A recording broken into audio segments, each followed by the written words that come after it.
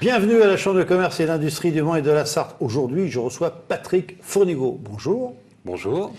Alors Patrick, votre entreprise, c'est bustemannequinfemme.com. Alors avant de parler de...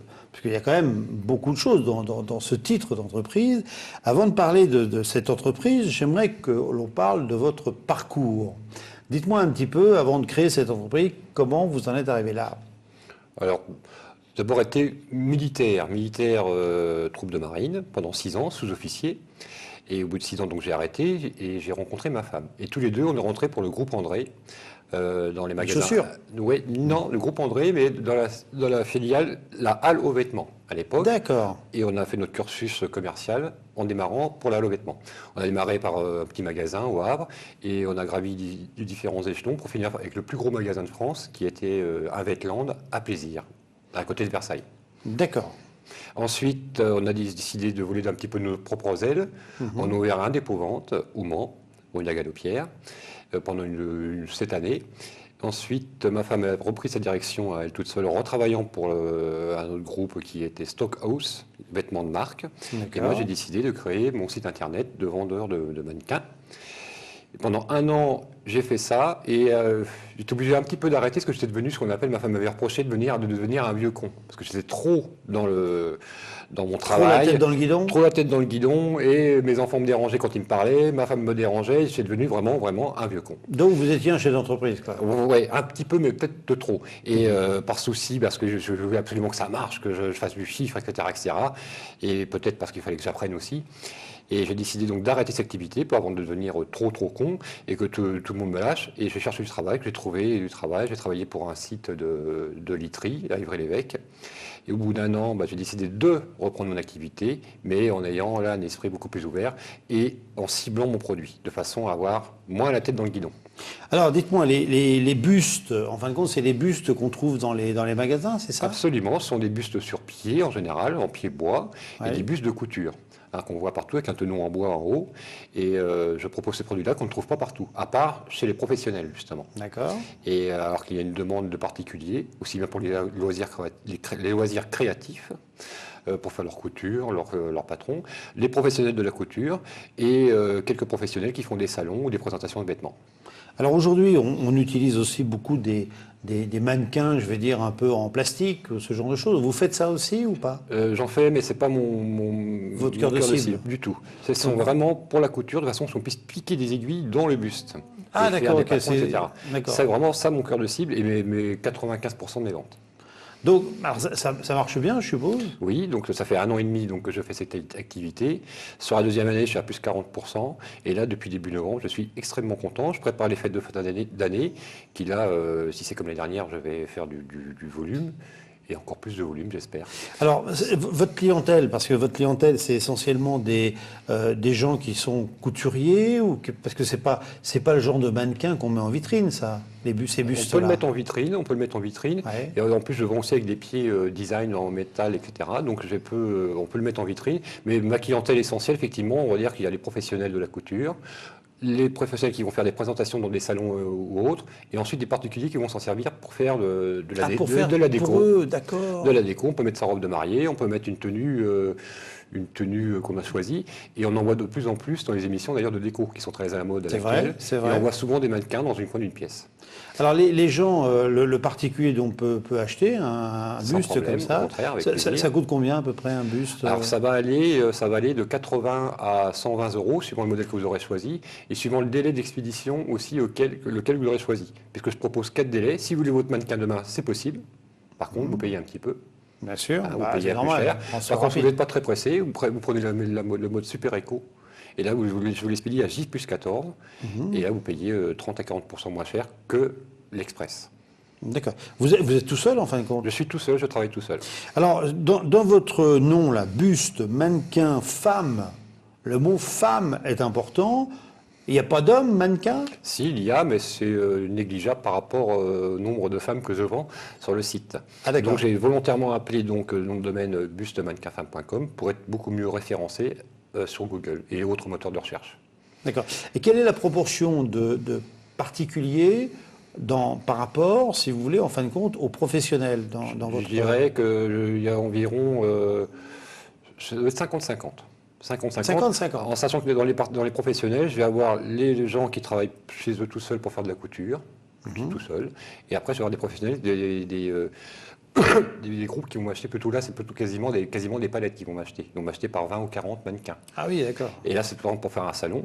D'ailleurs, j'ai eu la chance de vendre pour Zinedine Zidane, directement, pour son association Ella, des mannequins hommes cette fois-ci, pour vendre des maillots de foot de la Coupe du Monde aux enchères. Ah oui, et donc, j'étais présenté sur mes mannequins. J'ai vendu à Paco Rabanne, parce que je propose des bustes 34-36 qu'on ne trouve pas partout, de couleur noire. Je vends actuellement pas mal de mannequins à Yvari, qui est une styliste en pleine expansion à Paris. Et autres, petit à petit, je fais mon trou.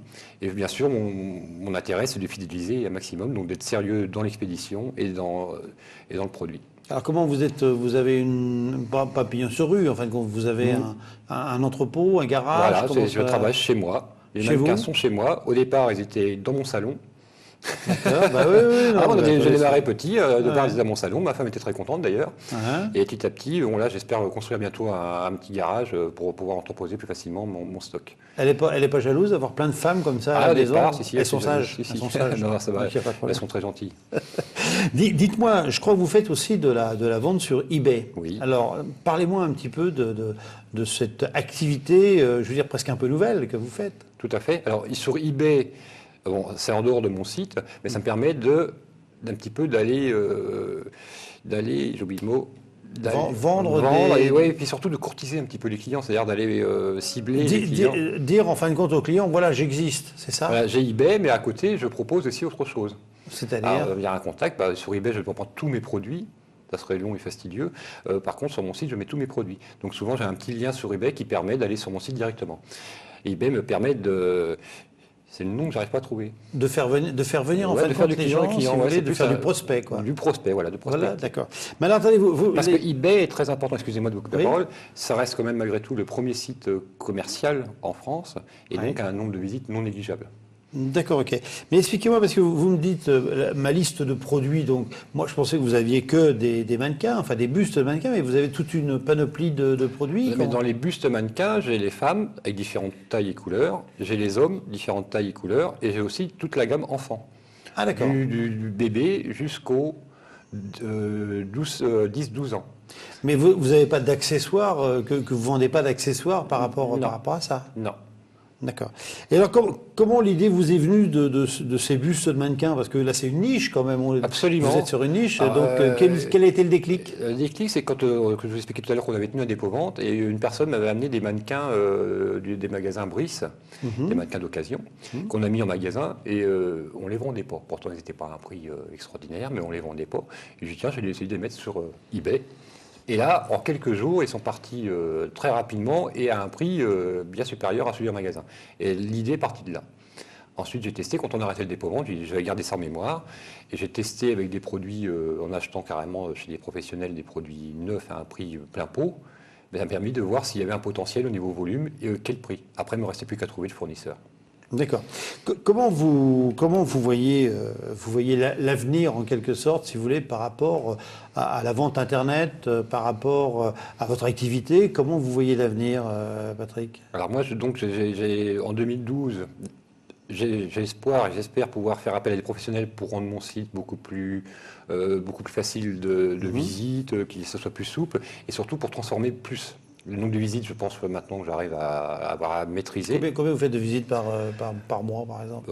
7-8 000. 7-8 000? Oui. Ah, c'est énorme. Mais par contre, j'ai un taux de transformation qui est de l'ordre de 2 à 4% suivant les moments. Et je pense pouvoir encore progresser par rapport à ça, en ayant un site beaucoup plus facile où on pourra mieux circuler. Alors, vous expliquez ça par quoi? Par buste, par mannequin ou par femme, par exemple, si vous voulez, qui fait que ça vient sur votre site? Absolument, les mots-clés sont importants. Les mots-clés sont importants, c'est pour ça que vous avez choisi ça? En fait, il y a 4 mots-clés importants. Il y a buste, mannequin, femme et couture.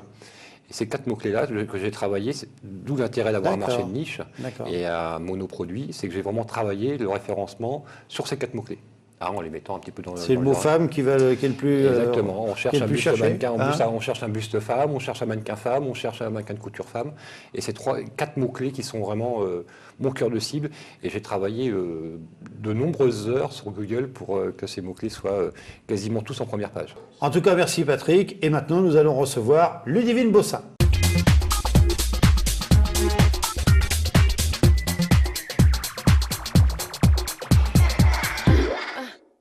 Ludivine Bossin, bonjour. Bonjour. Alors Ludivine, je viens de recevoir Patrick Fournigaud, là, qui nous a parlé un peu d'eBay, un peu de tout ça, de l'Internet et ainsi de suite. Bon, moi j'aimerais qu'on parle d'un autre sujet qui sont les matinales découvertes. Est-ce que vous pouvez me parler un petit peu de ces matinales ? Alors les matinales découvertes, ce sont des ateliers thématiques que j'organise autour de sujets dédiés à l'Internet et du monde du numérique, qui sont organisés pour les entreprises et les porteurs de projets. Et le but, c'est de permettre de fournir un maximum d'informations en un minimum de temps, pour répondre aux premières questions, par exemple, qu'est-ce que Google, qu'est-ce que la mobilité sur Internet, etc. Je dirais de manière assez rapide, parce que le chef d'entreprise n'a pas trop de temps pour lui. Ah, quand vous dites un minimum de temps, ça veut dire quoi ? C'est 2 heures grand maximum. 2 heures ? Oui, d'intervention. Ah bah ça, je vais peut-être faire ça, moi, tiens. Alors, qui, en fin de compte, intervient ? C'est nous qui le faisons ou s'il y a des intervenants ? Selon les thématiques que je mets en place, il y a une partie des thématiques qui vont être traitées par l'équipe interne, c'est-à-dire Loïc Richet, Frédéric Renaud et moi-même, et une grosse partie des thématiques qui sera traitée par nos prestataires Internet locaux, puisque j'ai pour objectif de mettre en avant cette filière. On a des compétences au niveau de nos entreprises sartoises dans ce domaine et je trouve ça logique de les mettre en avant. Donc, je vais faire appel à ces prestataires. Vous avez raison, parce que je trouve qu'on ne parle pas suffisamment d'Internet dans le département de la Sarthe, alors que nous étions très en avance et je trouve qu'on n'en parle pas suffisamment. D'ailleurs, je veux bien que les prestataires me contactent pour qu'on puisse voir ensemble d'éventuelles interventions. Ah ben écoutez, donc de toute façon, ça passe sur Internet, puisque les émissions passent après sur Internet, donc à mon avis, ils vont vous contacter. Alors je suppose qu'il y a un programme de prévu pour 2012. Alors j'ai mis en place un programme, 2012, donc de différentes thématiques, comment créer son site Internet e-commerce, quels sont les problèmes juridiques, puisqu'il ne faut pas oublier cette partie-là, tout ce qui est conditions générales de vente, etc. Donc ça va marcher par cycle, cycle e-commerce, cycle création, cycle juridique. Et je vais également mettre des thématiques en marche, en partenariat par exemple avec Christelle Baudet qui traite de l'intelligence économique, de la veille et de la sécurité, donc pour Internet c'est important, et également avec la Maison de l'International pour faire un cycle e-export.